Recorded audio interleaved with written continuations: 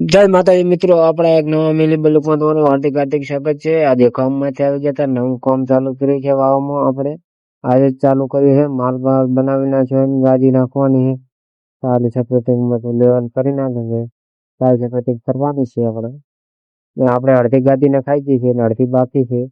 માલ થોડોક ઘટે છે એટલે માલ બનાવી નાખ્યો છે ને અડધી ગાદી નખાઈ ગઈ, અડધી હવે નાખવાની છે।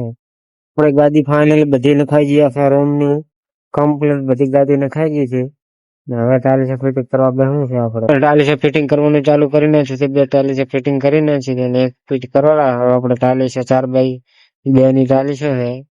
એટલે આપણો રૂમ પતી ગયો, આખો ઓપોક્સી વાળી ટાઇલ્સ ફિટિંગ કરી છે 4x2 ની।